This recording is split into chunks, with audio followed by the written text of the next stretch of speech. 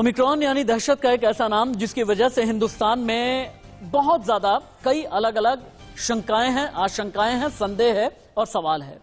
कई लोगों को यह लगता है कि यह डेल्टा से ज्यादा खतरनाक अगर हो गया तो फिर क्या होगा। बहुत से ये कहते हैं कि यह माइल्ड हो सकता है। कई डॉक्टर्स का ऐसा कहना है कि ये अगर डेल्टा वायरस के साथ में मिल गया तो ये कोरोना का सुपर म्यूटेंट बना देगा और उसके बाद जो तबाही आएगी उसे बचाना बहुत ज्यादा मुश्किल होगा, उसे रोकना, उसे थामना, उसे कंट्रोल करने में कई चैलेंजेस सामने आएंगे। लेकिन मैं इससे पहले कि अपने प्रोग्राम की शुरुआत करूं आपसे ये कहूंगा, मास्क लगाएं, सैनिटाइजर का इस्तेमाल करें, सामाजिक दूरी का पालन करें और प्रोग्राम शुरू करने से पहले कुछ डेटा आपकी स्क्रीन पर दिखाना बहुत जरूरी है, क्योंकि दिल्ली से लेकर के मुंबई तक कोरोना के केसेस बढ़ने लगे हैं और रफ्तार बहुत तेज हो गई। आप चारों तरफ की मेरी स्क्रीन देख करके समझ पाएंगे। मेरे दाईं तरफ आप देखें, यहां पर आपको ओमिक्रॉन ब्रेकिंग नजर आएगी। मेरे बाईं तरफ आप देखेंगे तो वैक्सीनेशन का अपडेट आपको नजर आएगा। इस ओमिक्रॉन ब्रेकिंग में आप ये देखें कि 12 राज्यों में ओमिक्रॉन अब तक फैल चुका है। भारत में 150 से भी ज्यादा केसेस आ चुके हैं। 89 देशों तक फैल चुका है इस वक्त ओमिक्रॉन। और इसके अलावा जो वैक्सीनेशन स्टेटस है ना, जो मेरे बाईं तरफ आपको नजर आ रहा है, यही वैक्सीनेशन स्टेटस अपने आप में डराता है। यही वैक्सीनेशन स्टेटस ये बताता है कि 60% को ही चूंकि दोनों डोज लगे हैं, 40% को सिर्फ पहला डोज लगा है। महाराष्ट्र में हाहाकार है। तो ऐसे में सरकार क्या करने वाली है, सरकार क्या करेगी, सबसे बड़ा सवाल है। अगली यहां से तस्वीर बदलेगी। यही तस्वीर 5 सवाल लेकर के आएगी जो बुनियादी हैं, जो सबसे जरूरी हैं। आप देखें, क्या ओमिक्रॉन से देश में थर्ड वेव आने वाली है? ओमिक्रॉन के खिलाफ भारत की तैयारी कितनी मजबूत है? दिल्ली मुंबई में बढ़ते कोरोना केस क्या खतरनाक इशारा है? क्या भारत में वैक्सीन ओमिक्रॉन से बचा लेगी? वैक्सीन लगे बिना भारत के बच्चे आखिरकार कितने सुरक्षित हैं? यह सबसे बड़ा सवाल है। पहली बिग ब्रेकिंग, देश में ओमिक्रॉन संक्रमितों की तादाद पहुंच गई है 161, यानी 150 से भी कहीं ज्यादा। ये सो की बड़ी खबर है। गुजरात में मिले हैं 6 नए ओमिक्रॉन संक्रमित केस, ये बिग ब्रेकिंग है। दिल्ली में कोरोना के नए वेरिएंट मिले हैं। ओमिक्रॉन की संख्या दिल्ली में 28 हो गई है। महाराष्ट्र में ओमिक्रॉन के सबसे ज्यादा 54 केस हैं आज की तारीख में, यानी पूरे देश में 161। 12 राज्यों में ओमिक्रॉन। गुजरात में मिले हैं 6 नए संक्रमित। दिल्ली में कोरोना के नए वेरिएंट ओमिक्रॉन की संख्या हो गई है 28। दिल्ली के मुख्यमंत्री ने कहा है केंद्र सरकार बूस्टर डोज का इंतजाम करे और पूरे हिंदुस्तान में कश्मीर से लेकर कन्याकुमारी तक 161 के सामने आए हैं। आप सुने एम्स के डायरेक्टर रणदीप गुलेरिया को किस तरह की आशंका जता रहे हैं रणदीप गुलेरिया, और कैसे कहते हैं डॉक्टर गुलेरिया कि हमें उम्मीद करनी चाहिए कि चीजें इतनी खराब नहीं होंगी, लेकिन खतरा बढ़ने से पहले तैयार रहना बहुत जरूरी है। सुनिए। So we should prepare. We hope that things should not be that bad. We need more data because data is still not there and the cases are still few. But whenever there is a surge happening in other parts of the world, we have to monitor it closely and be prepared for any eventuality. So it's better to be prepared than to be caught off guard. बहुत जल्दी से आपको दिखाते हैं कि दुनिया और भारत में कोरोना से कितना हाहाकार है। कोरोना के अलावा ओमिक्रॉन ने कितनी दहशत मचाई है। सबसे पहले दुनिया का आंकड़ा आप टीवी स्क्रीन पर देखें। पूरी दुनिया में लगभग 27 करोड़ 30 लाख लोग अभी तक कोरोना से संक्रमित हुए हैं। दुनिया भर में रोजाना 6 लाख से ज्यादा केसेस अभी भी आ रहे हैं। यूरोप, अमेरिका में सबसे ज्यादा केस मिल रहे हैं। 46% आबादी देश की फुली वैक्सीनेट है और देश में यानी हिंदुस्तान में 56% को सिर्फ और सिर्फ एक डोज लगा है। और ऐसे में भारत का वैक्सीनेशन अपडेट एक बार मैं आपको दे देता हूं। हिंदुस्तान में आधी से कम आबादी फुली वैक्सीनेटेड है। अब तक 60% यानी 84 करोड़ लोगों को वैक्सीन का सिंगल डोज मिला है। करीब 40% देश की आबादी यानी 54 करोड़ लोग फुली वैक्सीनेटेड हैं। यह वैक्सीनेशन का स्टेटस है अभी तक का। लेकिन ओमिक्रॉन से कितना हाहाकार मचा है अब आप ये देखें। 89 देशों में ओमिक्रॉन है। कम्युनिटी ट्रांसमिशन होने लगा ब्रिटेन में, यूरोपियन कंट्रीज में, दक्षिण अफ्रीका में 1.5 से 3 दिन में ही 2 गुने केस होने लगे हैं। अगर ये डेल्टा के साथ में मिल गया तो ये सुपर वेरिएंट न बना दे, इसका डर सता रहा है। भारत में 161 केस सामने आ चुके हैं। ब्रिटेन में हर दिन 2 गुने केस हो रहे हैं। फ्रांस में ओमिक्रॉन की वजह से 5th वेव की आशंका जताई जाने लगी है। यूएस में कोरोना से अभी तक 8 लाख लोगों की मौत हो चुकी है। इसीलिए हम ये कहते हैं कि कोरोना हमारे बीच अभी भी है। लखनऊ की रिपोर्ट।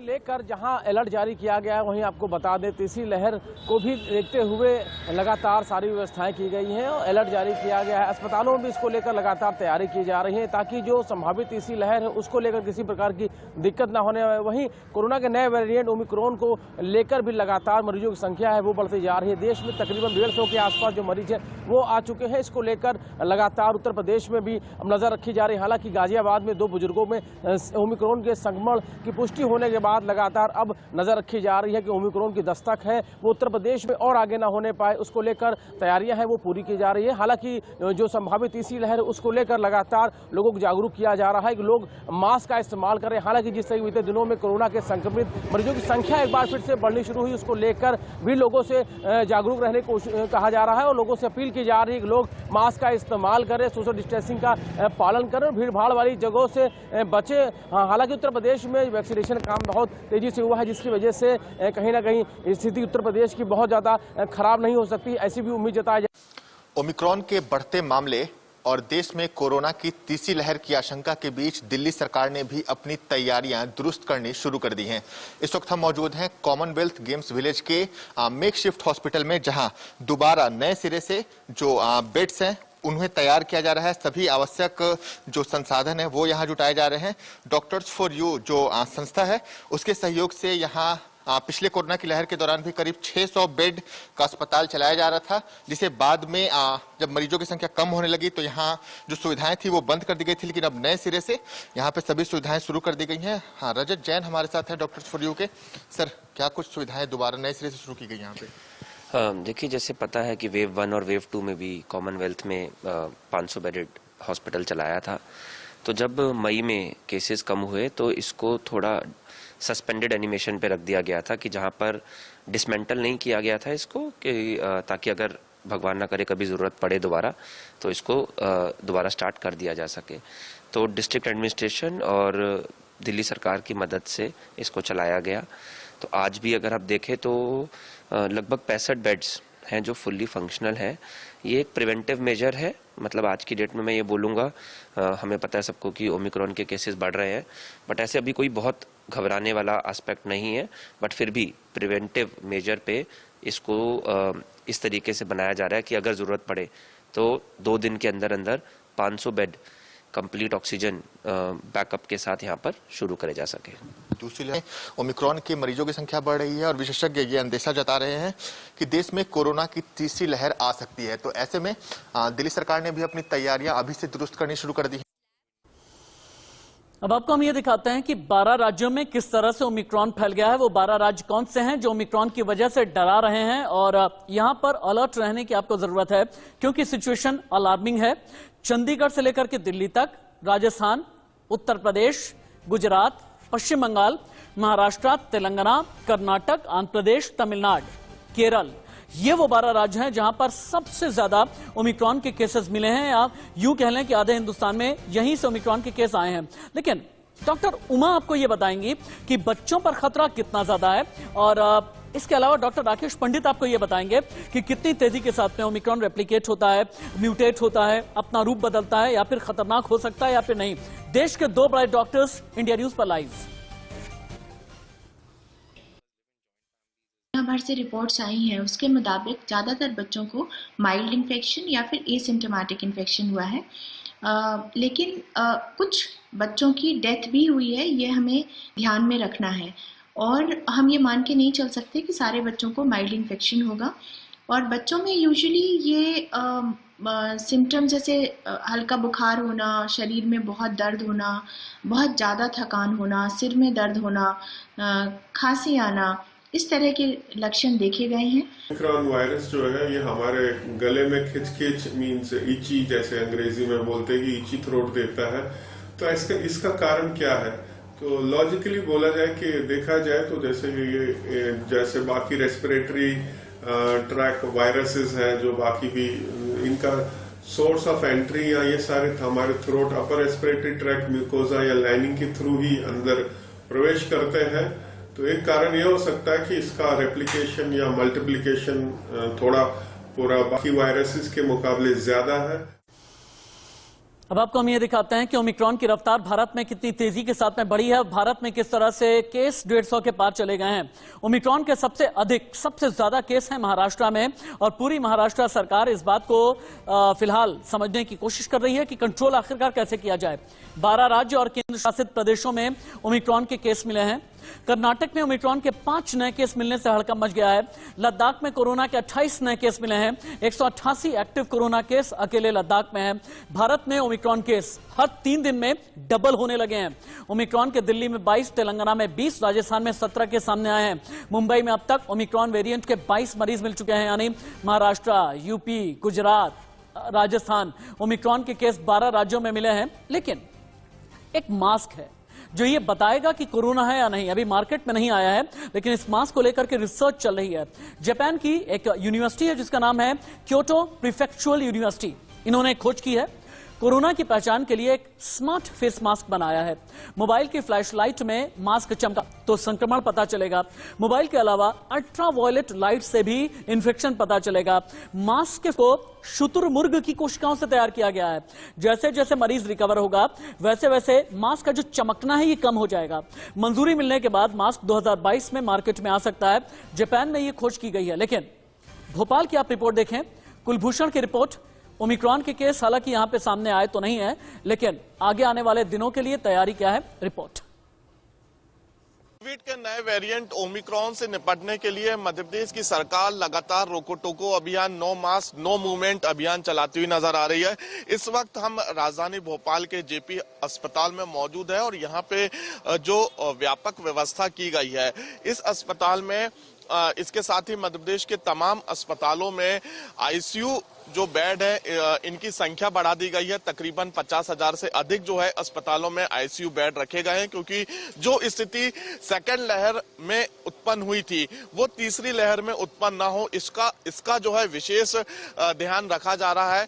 इसके साथ ही मध्य प्रदेश में 200 से अधिक जो है ऑक्सीजन प्लांट जो है संचालित हो रहे हैं। मैं आपको यहाँ पे प्लांट की भी तस्वीर दिखाना चाहूंगा। आप देख सकते हैं कि ये प्लांट है और जेपी हॉस्पिटल में 2 ऑक्सीजन प्लांट लगाए गए हैं, क्योंकि दूसरी लहर में ऑक्सीजन की भी कमी देखी गई थी। तो मध्य प्रदेश में तमाम जिलों में जो है प्लांटों का यहाँ पे प्लांट लगाए गए हैं और तकरीबन कह सकते हैं कि जो प्लांटों की संख्या है वो 200 से अधिक है। अब आपको दिखाते हैं कि ओमिक्रॉन आपके शरीर पर आखिरकार अटैक कैसे करता है। वायरस की जो बाहरी सतह है, इसी सतह पर वायरस का होता है क्राउन। क्राउन से ही वायरस प्रोटीन निकाला करता है। वायरस स्पाइक प्रोटीन निकालता है। प्रोटीन से संक्रमण की होती है शुरुआत। इंसान के एंजाइम ACE2 रिसेप्टर से जाकर के जुड़ जाता है। ये अपनी संख्या बढ़ाने लगता है, म्यूटेट करने लगता है, रेप्लिकेट करने लगता है, इन्फेक्शन बढ़ता है और यही इन्फेक्शन बाद में इम्यून सिस्टम को बाईपास कर देता है, जो जानलेवा भी हो सकता है। लेकिन जैसा कि दिल्ली के मुख्यमंत्री अरविंद केजरीवाल ने यह कहा है कि बूस्टर डोज की अनुमति मिलनी चाहिए केंद्र सरकार की तरफ से, क्या ओमिक्रॉन बूस्टर डोज से हारेगा? यह सबसे बड़ा सवाल है। जवाब हमारे पास में है। क्या है ना, वैक्सीन से बनी एंटीबॉडी का कुछ महीने में डाउनफॉल होने लगता है। वैक्सीनेशन के 9 महीने से 1 साल तक शरीर में एंटीबॉडी रहती है। एंटीबॉडी लेवल बनाए रखने के लिए बूस्टर डोज बहुत जरूरी है। अलग वेरिएंट्स पर समय के साथ वैक्सीन का असर कम होता है और बूस्टर डोज ओमिक्रॉन के खिलाफ कारगर हो सकता है। इस तरह की बातें वैज्ञानिक भी करते हैं हैदराबाद से। लेकिन इस बीच अब्दुल की ग्राउंड रिपोर्ट। तेलंगाना राज्य में लगभग 0 ओमिक्रॉन पॉजिटिव केसेस पाए गए हैं पिछले 24 घंटे में, और आंध्र प्रदेश में लगभग यही हाल है कि 0 ओमिक्रॉन पॉजिटिव केसेस पिछले 24 घंटे में पाए गए हैं। अगर स्टेट का टैली की बात की जाए तो अभी तक तेलंगाना स्टेट में 20 लोग ओमिक्रॉन पॉजिटिव पाए गए हैं, जिनमें 4 एट रिस्क कंट्री से आए थे और बाकी 16 जो है नॉन एट रिस्क कंट्रीज से हैदराबाद राजीव गांधी इंटरनेशनल एयरपोर्ट पर आए थे। सो ये 20 लोग एसिम्टोमेटिक है, इनको आइसोलेशन में रखा गया है टिम्स हॉस्पिटल गच्चीबौली में, जहां पर ये कंप्लीट एक हॉस्पिटल कंप्लीटली डेडिकेटेड है कोरोना वायरस पेशेंट्स के लिए। सो इस 1200 ऑक्सीजन बेडेड हॉस्पिटल में लगभग 100 beds exclusively Omicron positive patients के लिए रखा गया है, जहां पर उनको आइसोलेट किया जाएगा, उनको सेपरेट ट्रीटमेंट दिया जाएगा, उनका स्टाफ सेपरेट होगा और सारे फैसिलिटीज सेपरेट होंगे। तो लगभग 1200 से अधिक oxygen bedded hospital Telangana state government ने कोरोना वायरस के लिए एक्सक्लूसिवली तैयार किया है। पूरे देश में ओमिक्रॉन के 160 से ज्यादा केस सामने आ गए हैं, इसलिए आपको और भी ज्यादा सतर्क रहने की जरूरत है। ओमिक्रॉन तेजी के साथ में संक्रमित होता है, डेल्टा के मुकाबले कई गुना ज्यादा संक्रामक है, आपको सावधान रहने की जरूरत है।